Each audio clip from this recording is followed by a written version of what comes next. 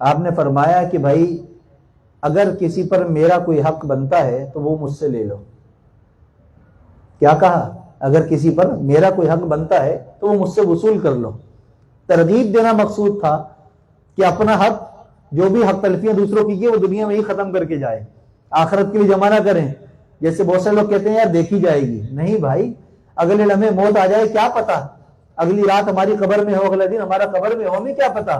سارے معاملات اٹھنے سے پہلے ختم کر کے جائیں، آپس کی رنجشیں ختم کر کے جائیں، آپس کے تعلقات کی خرابیاں ختم کر کے جائیں، دلوں کو صاف کر کے اٹھے.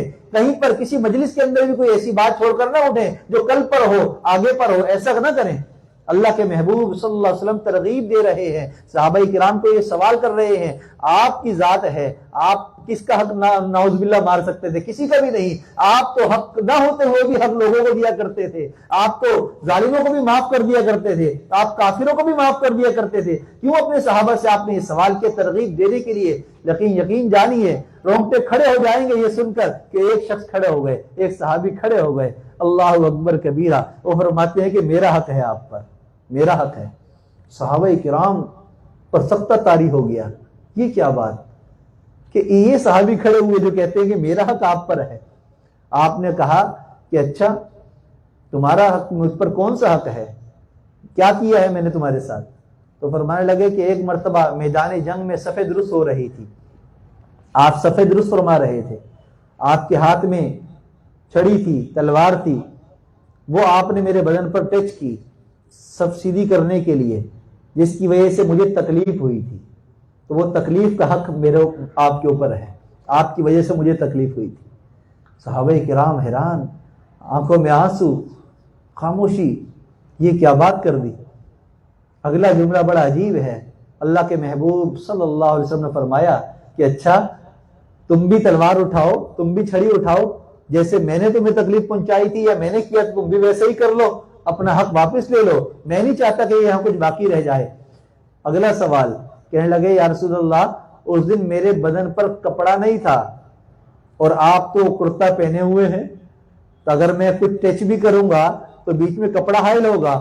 آپ نے فرمایا کہ اچھا کپڑا بھی ہٹانا ہے. آپ نے اپنی پشت سے جیسے ہی اپنی قمیص کو ہٹایا، وہ صحابی آئے اور آپ کی مہر نبوت کو چومنے لگے اور اپنے سینے کو اس سے لگا لیا اور آنکھوں میں آنسو آ گئے اور کہنے لگے یا رسول اللہ ایسا کیسے ہو سکتا ہے کہ آپ کا میں عاشق ہوں، آپ کا محب ہوں، آپ کا جان نثار ہوں، آپ پر میرا کوئی حق نہیں ہے، لیکن میں نے ایک مرتبہ دعا کی تھی کہ یا اللہ مجھے موقع دے دے کہ میں مہر نبوت کو بوسہ دے لوں، میں اس سے چمٹ جاؤں، میں اس سے لگ جاؤں. جب آپ نے آج یہ بات کی تو مجھے وہ واقعہ یاد آ گیا کہ میں اس حق کا مطالبہ کرتا ہوں تو مجھے وہ موقع مل جائے گا. آج میں نے اپنی اس دعا کو پورا کر لیا جو میں نے اللہ سے مانگی تھی. میں تو صرف آپ کی ختم نبوت کو چومنا چاہتا تھا، میں اس سے لپٹنا چاہتا تھا اور وہ میری چاہت پوری ہو گئی. میرا کوئی حق نہیں ہے جو میں آپ سے وصول کروں. اللہ کے محبوب صلی اللہ علیہ وسلم اپنے آپ کو پیش کر رہے ہیں اور یہی چیز صحابہ کرام میں منتقل ہوئی کہ وہ وقت بھی آیا جب ممبر پر کھڑے ہو کر حضرت عمر فاروق رضی اللہ تعالیٰ عنہ نے بھی یہی جملہ کہا کہ اگر میں کوئی غلطی کروں تو تم مجھ سے آ کر پوچھ لینا، اگر کوئی سوال ہو تو جھجکنا نہیں کہ عمر تلوار اٹھائے گا، نہیں. اگر تم دیکھتے ہو قرآن حدیث کے مطابق کوئی میرا خلاف عمل ہو تو آ کر مجھ سے پوچھنا، مجھ سے سوال کرنا.